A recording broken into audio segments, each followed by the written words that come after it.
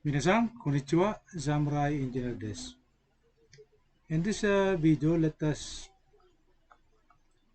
discuss Module 1.1 of our Life Safety Code, or NFPA 101. So Module 1.1 is about the key concept. This is part 1 of several parts series that I would be discussing to complete the whole webinar version of this NFPA 101. We have a longer version, the complete version, which will discuss all of the aspects of NFPA 101, and this webinar version is the most important ones, the important requirements.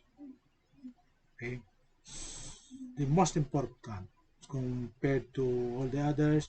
If you summarize it, this is the most compact summary. So I'm your professor, Dr. AP Zantua. I am an alumni of Polytechnic University, Japan, as a government scholar of Japan. So I am also a civil engineer, I am an electrical engineer, I am a mechanical engineer, and I am an industrial engineer. So let's go to the discussion. Introduction of our topic. We can describe the whole NFPA 101 book as the Life Safety Code, which addresses specific requirements on safety to life. That is one single goal of the code, safety to life, to minimize the danger to life. And in doing so, it also contributes to the continuity of mission and property protection in both new construction and existing buildings. So part 1 of the series involves number 1, Code Organization, number 2, Core Chapters, number 3, Occupancies, number 4, Annexes, and number 5, Navigating the CODE. So the code has more than 1,000 pages. So it's a very long, very thick book, very thick provision that we cannot handle in one setting. So it is a matter of series of lectures and modules and parts, a portion of the total discussion. So again, also this is a part of our subject, which comprises of plumbing, sanitary, and fire protection design. Okay. So let us continue with our code organization. Here, in this module, we will again divide it into several sub-modules, sub-topics with 4 components: key concept, summary of technical changes, code provision and explanation, notices, disclaimer, and TIA. These are the description of the book itself. Okay? And let us start with key concept in this particular module. So in a more profound and detailed manner, the Life Safety Code addresses specific requirements on safety to life. We just repeated the second page. Okay? However, this time we are making due emphasis on safety to life. Safety to life, because any new construction and existing building that conforms to the provision of the code, meaning to the requirements, to the specific requirements on safety to life, it would also be tantamount to mission continuity and property protection.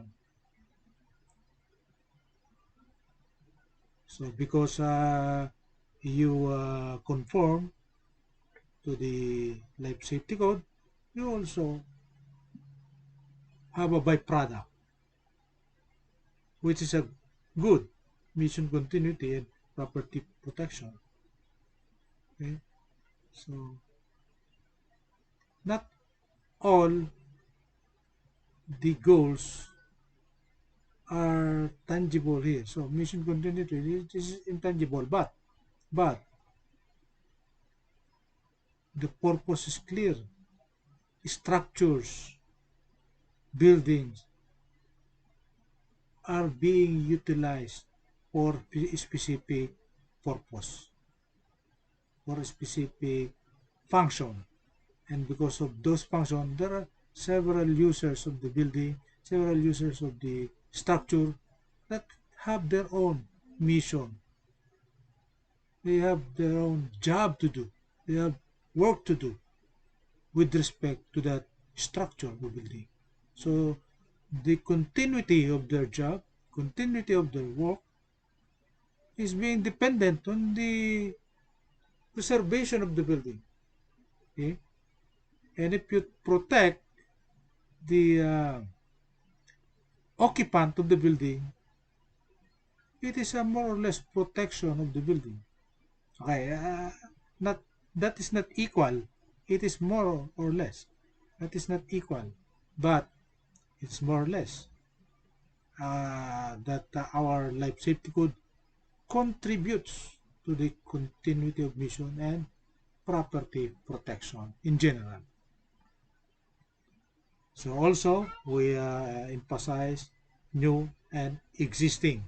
So new construction, existing buildings. So we'll give additional detailed explanation about this in later pages or later topics. Now let us take a look on the key concept. Words or terms used in the code that fall outside generally accepted meanings or dictionary definitions or otherwise require clarification when a word is not defined. The code intends for the user to employ the definition in Merriam-Webster dictionary, the 11th edition. Okay. So in order not to be confused, in order to follow the spirit of the code, so accurately and precisely, this is the specific dictionary that you're going to use in order to avoid any misinterpretation. Okay. For example, the word exit. The word exit, if you put it, if you search it in any dictionary, would result in several definitions. Even in the single dictionary, even in Merriam-Webster's dictionary, there are several dictionaries. If you search this word, there are several listing of definitions.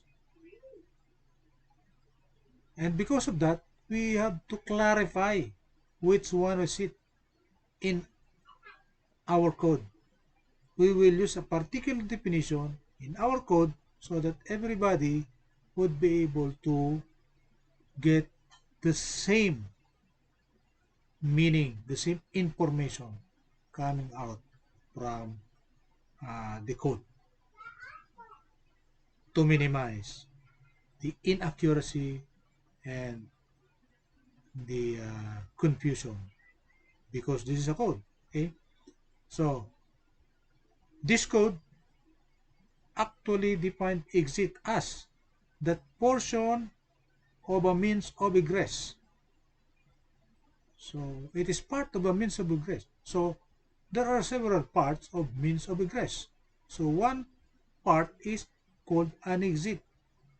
That is separated from all other spaces of the building or structure by construction, location, equipment as required to provide a protected way of travel to the exit discharge. So another portion of the means of egress is exit discharge. Exit discharge. So there are many parts of an egress, means of egress. So two bits is shown here, exit and exit discharge. So we are actually showing you the definition given by the code as regards to an exit. Compare that to dictionary definition and to our textbook, to our other references. Compare this definition. Even compare this to the Merriam-Webster Dictionary, 11th edition. It may differ because we only use Merriam-Webster Dictionary 11th edition if the word fall outside generally accepted meanings or dictionary definition. Okay, so that is the use of this specific dictionary. Okay, it's very clear. Now, one by one, let us define the most important words that have very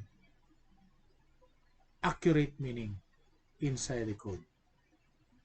So, number one, code. What is a code?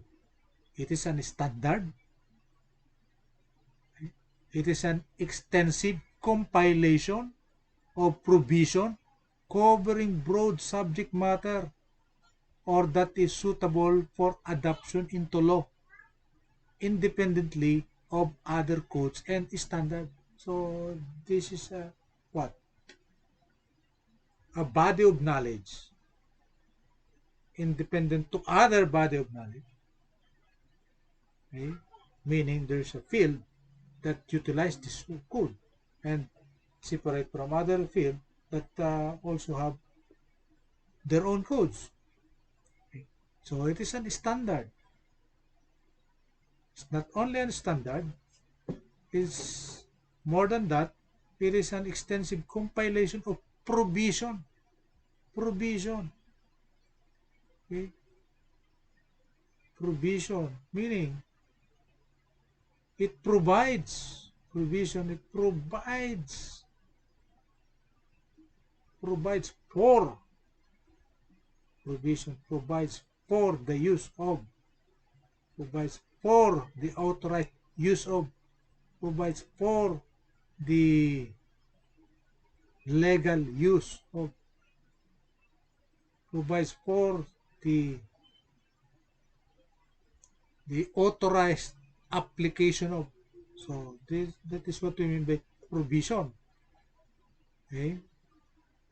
And after which we have the two important words again, shall and should.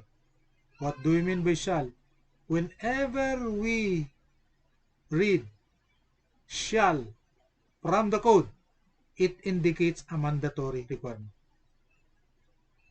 Whenever there's a statement, there's a section, there's a provision, there's a paragraph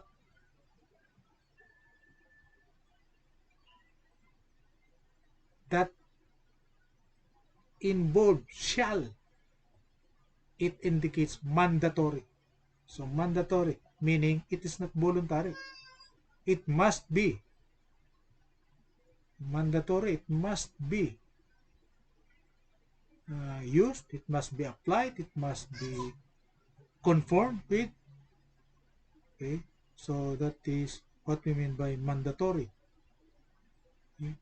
How about should?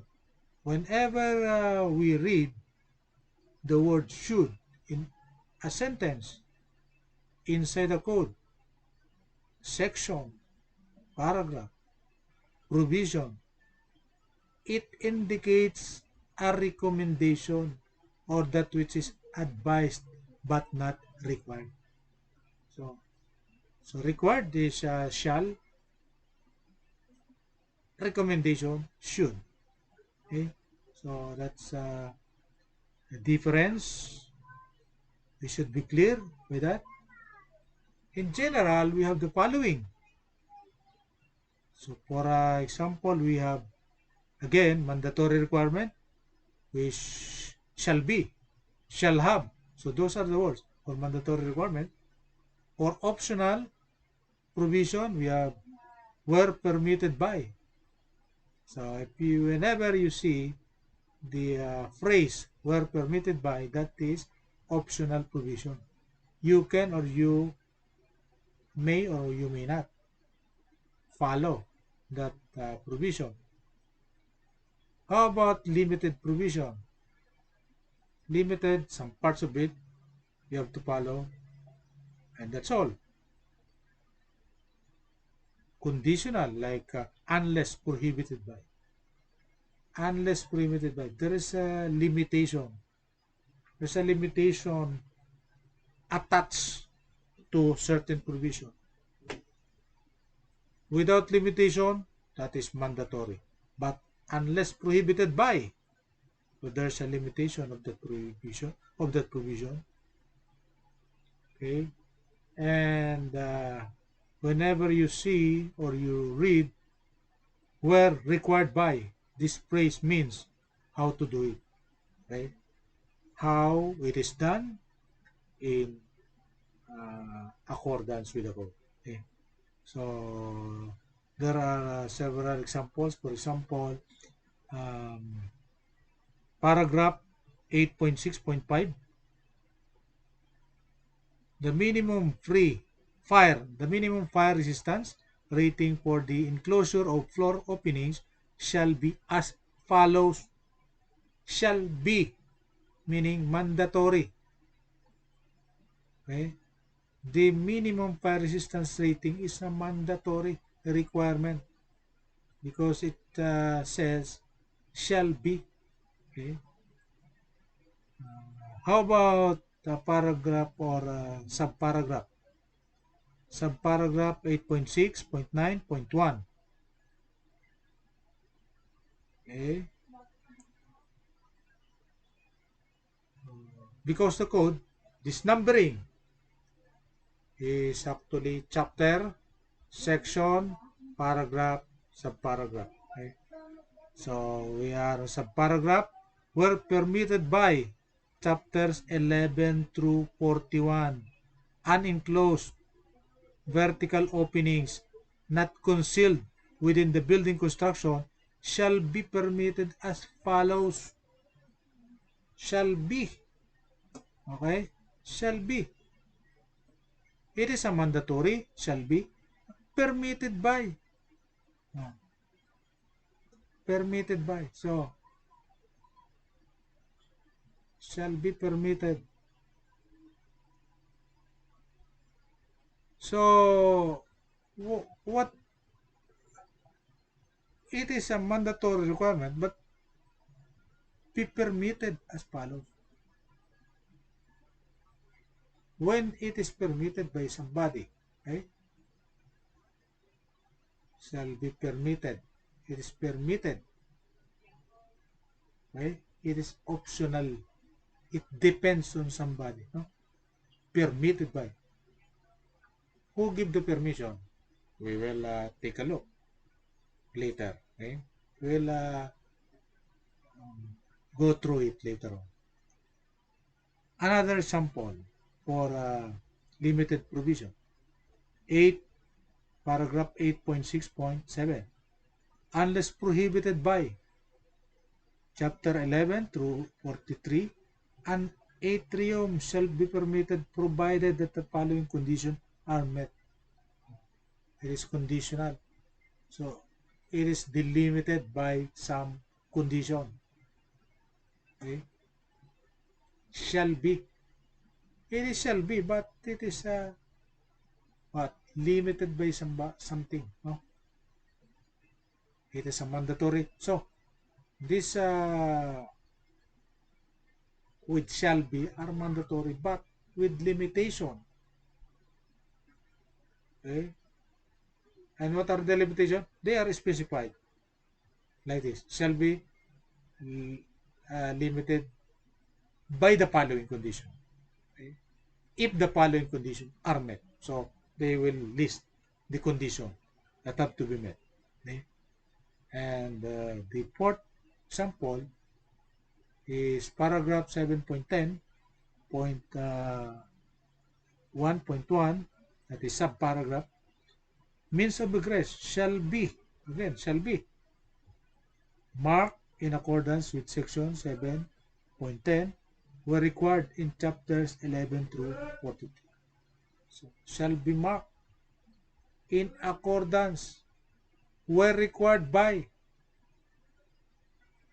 were required in chapters.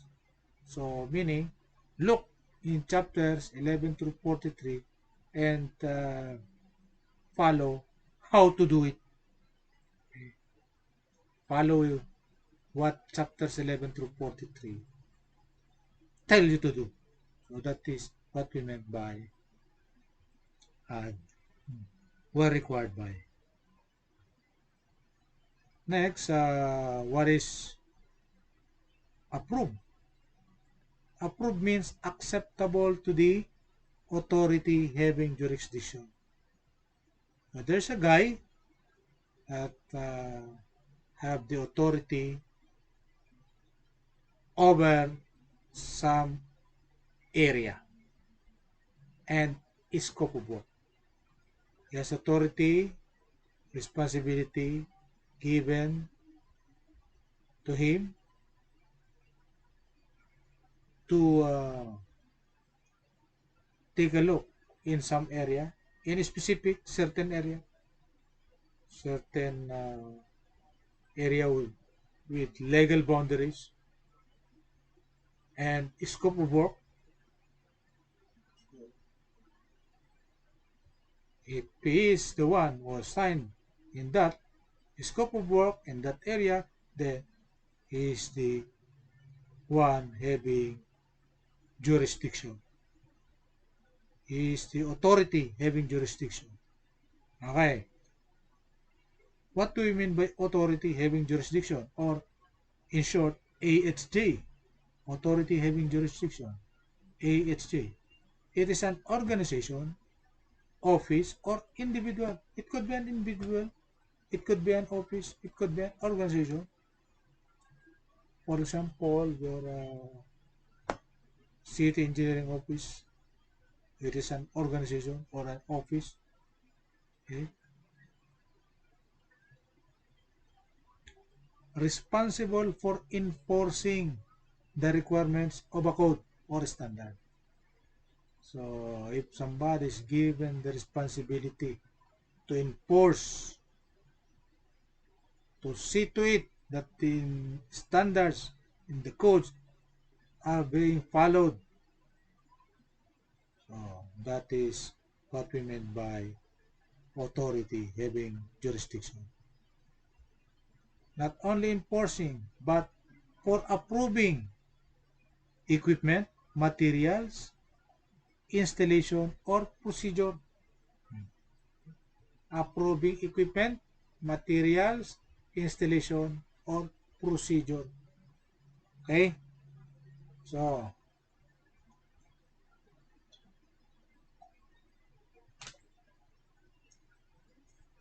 what do you mean by that? Equipment. There are several equipment. More on mechanical. Huh? Standards. Approving of mechanical equipment. Mechanical, electrical, electronics equipment. Materials. We have civil, structural. We have also mechanical, electronics, electrical. Installation, we have civil, we have mechanical, electronics, electrical. Or procedure, we have what? They have procedures in mechanical, electrical, electronics, civil, and architect. But the engineering disciplines that specializes, designs, policies, and procedure, they are what we call industrial engineers. So later on, they will involve industrial engineers to make up for these procedural matters.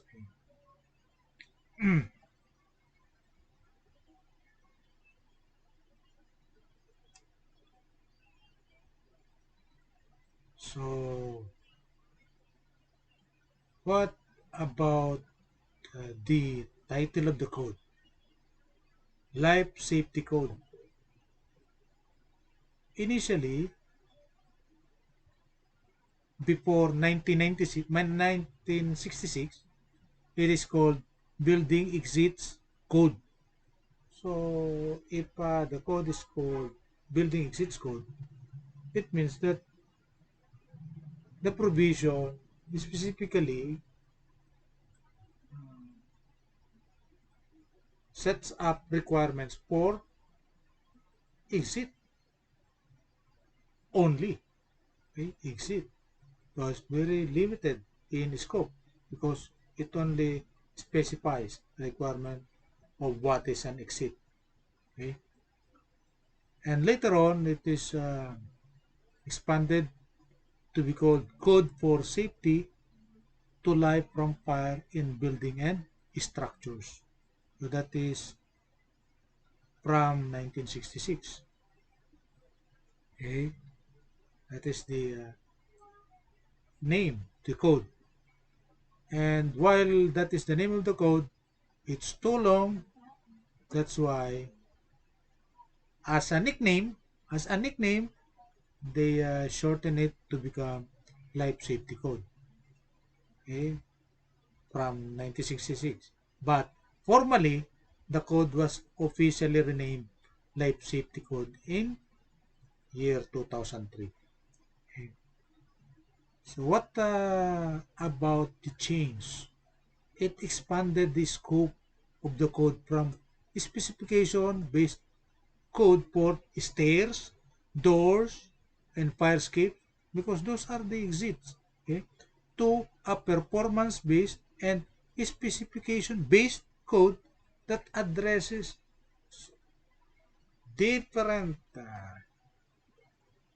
method, performance-based design method and specification-based design method that addresses the myriads factors that affect life safety in the event of fire. So, expansion of coverage.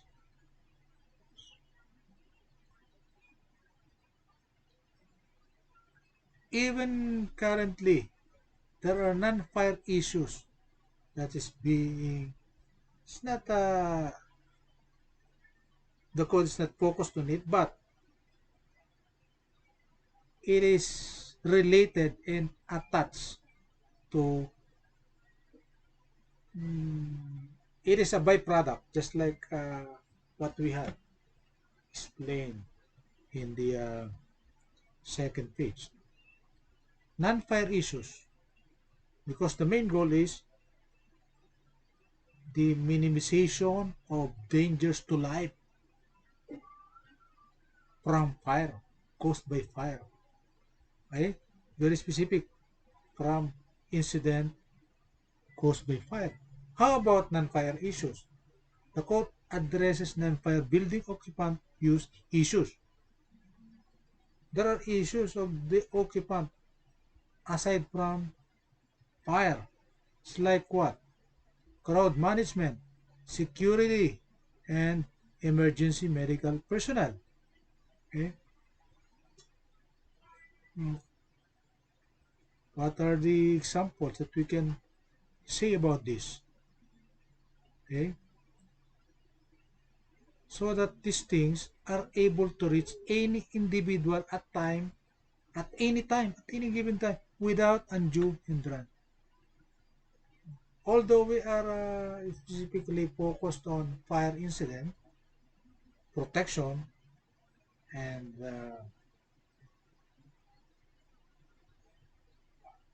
safety, life safety from fire, we are also have a byproduct of what?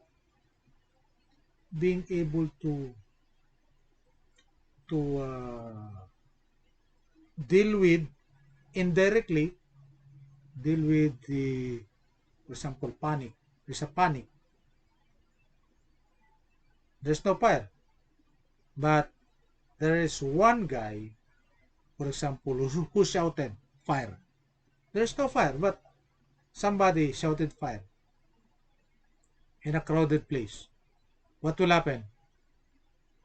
What will happen? For example, in a lighted crowd, nobody will react, for example. But there are actual incidents that happened that resulted in so many fatalities. For example, somebody shouted fire inside a theater, inside a dark room full of people. Theater, movie theater. So what happened? Because of the panic, everybody wants to get out at once. So stampede occurs. So it stampede occurred, and therefore it resulted in so many injuries and fatalities. Okay? So without fire, without the actual fire, so that is what? Crowd management. That is not really a fire because there is no real fire. That is with reference caused by human behavior. Human behavior is the cause, not mechanical, chemical fire. That's human behavior that cause panic and difficulty in crowd management. Okay? So, particularly, for example, in occupancies with so many people, assembly occupancies, access and egress routes are required to be maintained because of this crowd management. So there are crowd managers, okay, security, and emergency medical personnel in buildings with assembly occupancy. Okay, so these are non-fire issues that may occur, and maybe as a byproduct of conformance to the fire code requirement, it the conformance to the fire code requirements would help these non-fire issues. in the same manner as it would help the fire breaking out at the incident. Okay, so security, for example, also people would panic. For example, if there are what hold-ups, okay, there are what crimes happening. Okay, for example, there's a gunman randomly shooting people in a crowded area. So security. So they need emergency medical personnel. So because the fire safety code issues certain requirements, it also helps emergency medical personnel to be able to do their work in a organized, orderly manner. Okay? So it's very good example of non-fire issues. Again, for non-fire issues, behavior is a human factor that is being specialized by industrial engineers. We have human factor engineering. Okay? We have human factor engineering that studies how humans behave in a certain way against a certain incident. Okay, so industrial engineering could be that guy that would handle policy making department of the business in order to what? To manage the crowd accordingly. Okay. So danger to life from fire. This is the concept wherein shows the purpose of the code. Okay? The code addresses construction, protection, and occupancy features. Okay? So there are several features of a building: construction feature, protection feature, occupancy feature, necessary to minimize danger to life. Because of this, non-fire issue also gains from it. From the effects of what? Fire. That involves also smoke, not just a fire. Smoke is a major cause of death, major cause of fatalities. Smoke. Heat. We can, human beings can die because of heat. Smoke because of suffocation. Okay? And toxic gas because also of suffocation. Because we need what? We need oxygen to breathe. If there are a density of toxic gas in the air, therefore toxic gases replace the oxygen in our environment, and therefore we cannot get sufficient amount of oxygen. We don't need other types of gases. We just need oxygen to breathe. Okay? So it endangers our lives as a human being. So this list does not include panic as a danger. Panic is also a danger that should be minimized. Right? Panic is a danger to life, just like what I've explained previously, no? A while ago. So panic should be in the future. I think would be involved here, no? Because we are now starting to have so many studies that would be used in the future that is related so much in fire protection, but from the point of view of industrial engineering.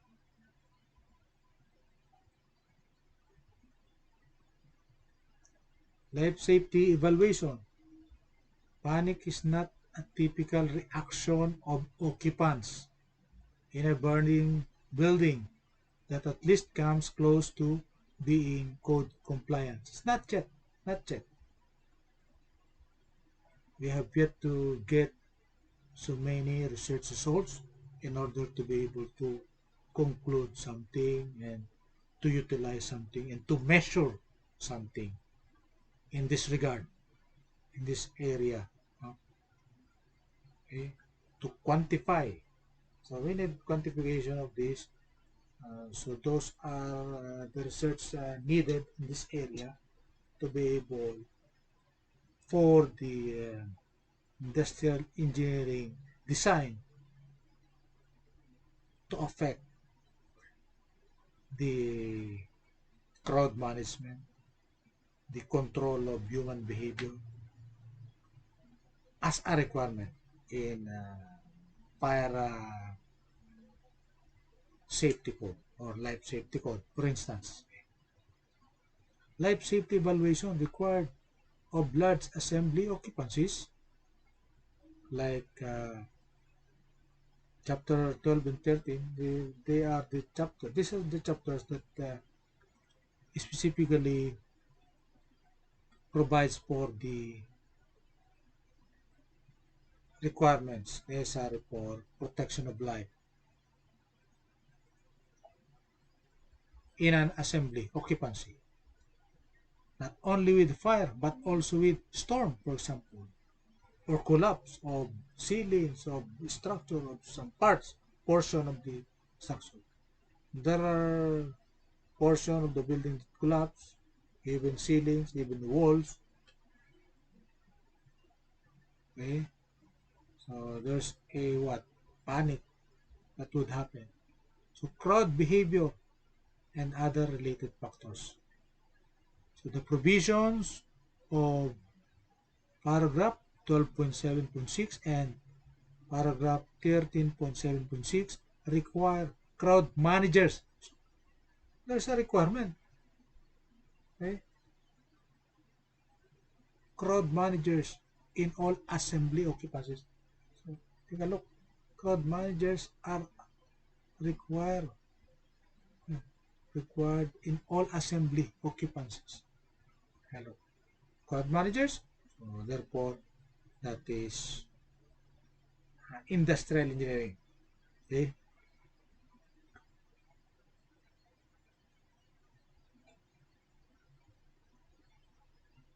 Equivalency. The equivalency concept allows for innovative approaches to life safety and fire safety. What do you mean by equivalency? Equivalency considerations allows a situation to be evaluated for a mutually agreeable solution. Take out. Mutually agreeable solution. By whom? Who are the parties that would agree in this case? That is the owner or the designer, the professional designer, owner of the professional designer versus the approving body or the authority having jurisdiction. They have to agree mutually for a certain solution to be developed that would provide the same, take note, the same, not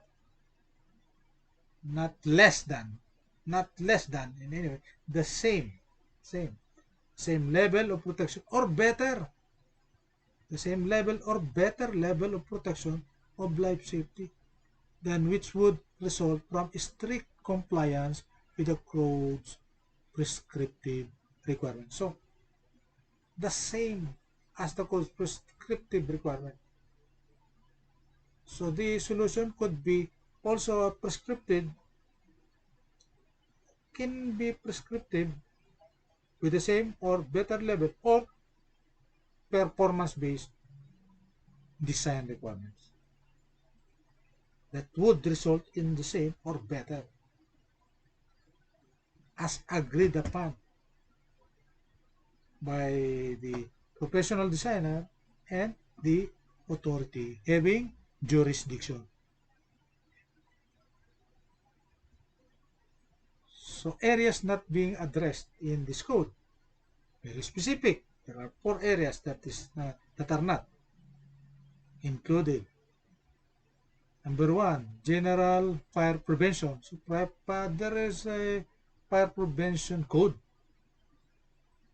that handles this, and that is not in the life safety code.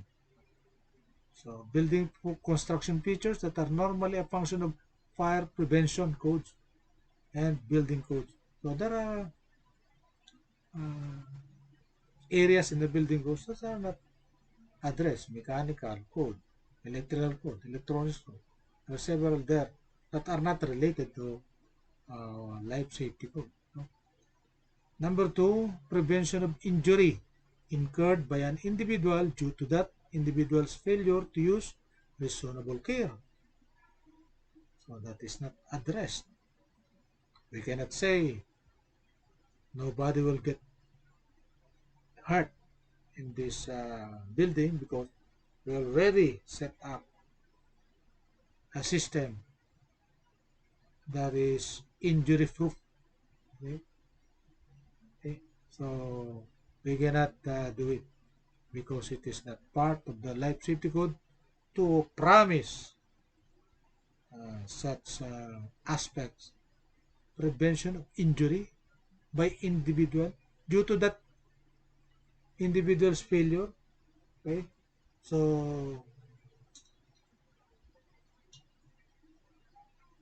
if that individual do not practice safety, how can you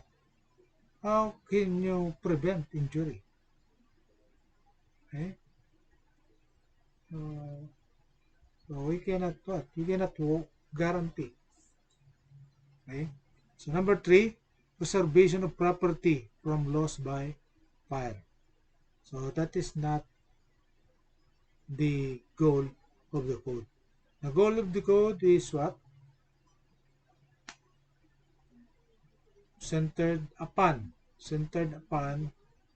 the life protection of life from fire, not protection of property from fire. Okay, so protection of life from fire, and even if the code is for the protection of life from fire, it is not 100% because it depends on the owner or the owner or the design professional to set up their own proposed system. Now, AHJ would approve. Okay, but the AHJ would only require minimum. There's a minimum threshold. Okay, it's a minimum. So that minimum is not, of course, 100%. So if you would like so much, you have to design so much corresponding to what you would expect. So if you only try to conform to the minimum requirement, then the preservation of life is also at minimum degree. Okay. So number 4, the retail sale and associated storage of consumer fireworks. Okay, fireworks is not resale. So associated storage, fireworks is not addressed by this code. Okay. Retail sale and So for what? For party purposes and events, retail sale. This is specifically retail sale and storage of that consumer firearm. However, for the wholesale and bulk storage, that is under jurisdiction of this code. Okay, so these are the four areas not specifically addressed by the code.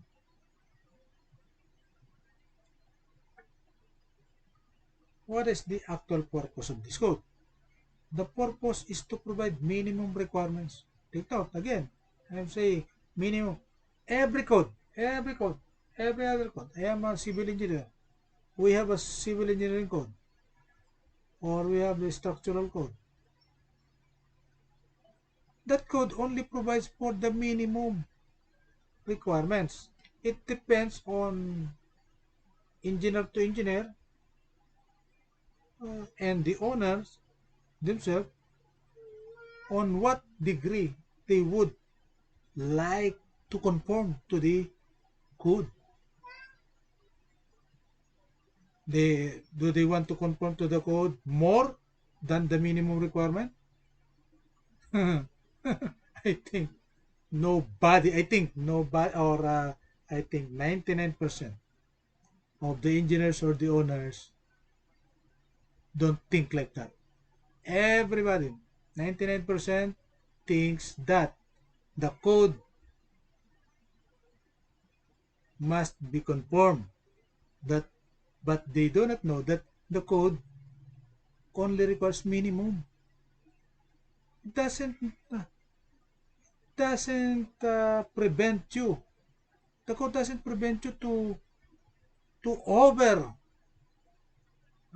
shoot the minimum values, minimum requirement. Okay? For example, if it is raining, you may want to bring umbrella. Even the smallest one could prevent you from being drenched by the rain. So, for example, that is the minimum requirement, small umbrella. And there are medium-sized umbrella. And there are even larger umbrella like the golf umbrella. Okay? There are golf umbrellas. And there are even who would use golf umbrella at the same time with coat, raincoat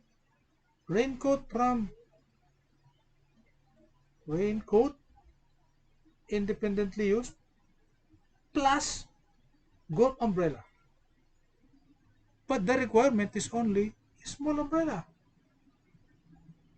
Nobody is telling you that it is not good to use raincoat plus umbrella. The only requirement is a small umbrella for you to have a minimum protection from the rain. To have a minimum protection. So, minimum protection doesn't need to be conformed. You can conform more than that. Okay? More than that. But it is now illegal to propose a design that would not be able to meet the minimum. So that is the least that you can do. The least. However, 99% of engineers are only targeting the minimum. They are always targeting the minimum. Always targeting the minimum. Nobody would target more than the minimum. That is the target. Always the minimum. Okay? So we have electrical engineering code. We have what? Mechanical engineering code. We have plumbing code. We have plumbing code. So I am a licensed professional in those areas and I am aware.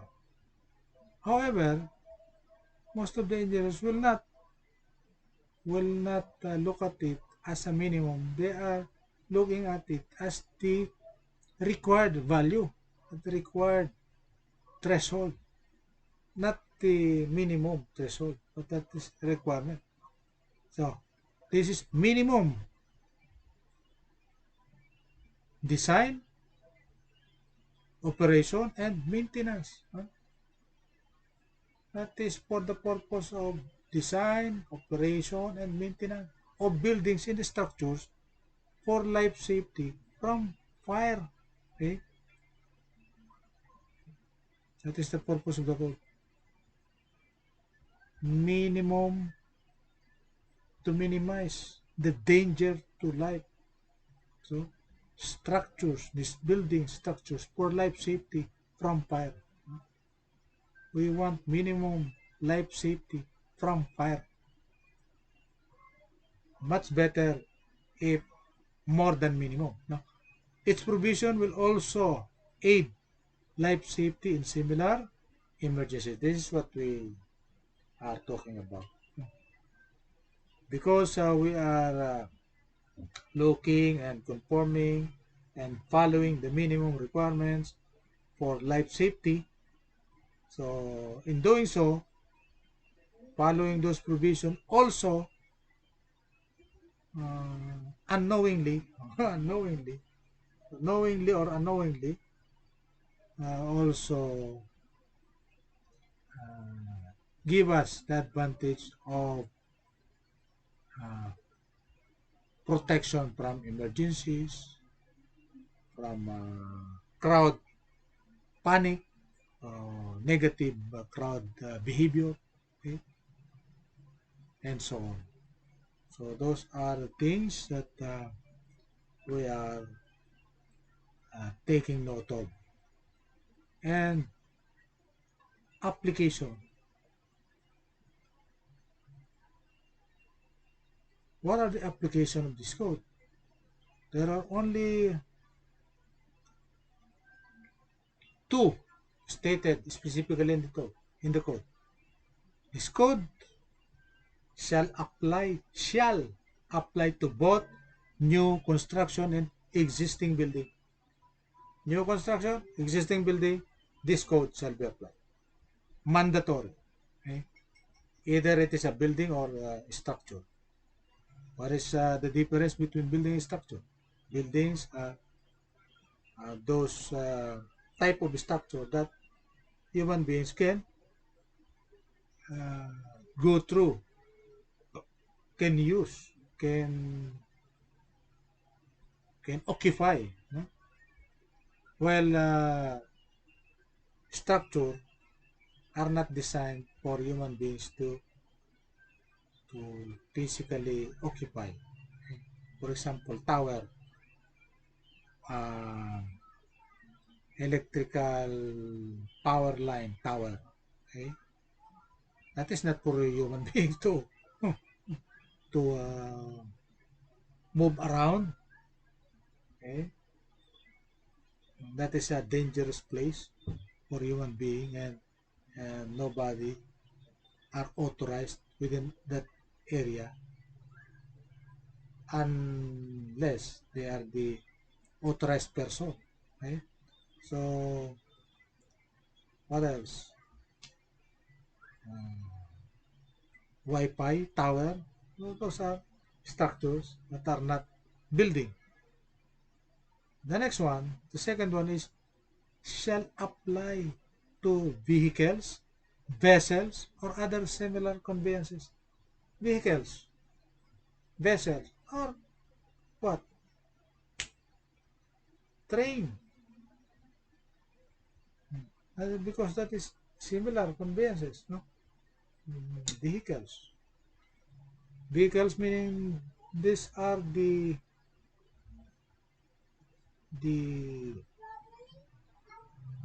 system that moves object or person from one point to another using land. Vessel using water. Okay, so they will move products, goods, humans, okay, equipments from one point to another by water.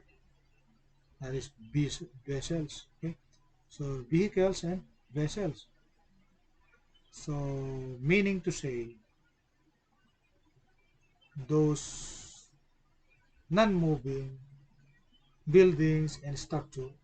There are there are buildings that could move if the building is placed on a vessel, a big vessel. Okay, could move, okay? But that is very special. Very special application. Usually buildings are not moving. No, so in this case, it doesn't matter if the object is moving or not. Vessels, vehicles, buildings, structures, they are all uh, target application. This code shall apply to every one of them. So, and if the code is applied to vehicles and vessels, they are considered as building. The code treats vessels and vehicles as building or structure. Okay, so that's all with our initial discussion of concept. Thank you very much for listening and watching our videos. Please like, share, and subscribe to our channel. Post an ad for minimum sponsorship fee. We need your peso fund uh, for our free tutorial videos like this. Again, this is Dr. DrEYPEI, preaching engineering for nation building.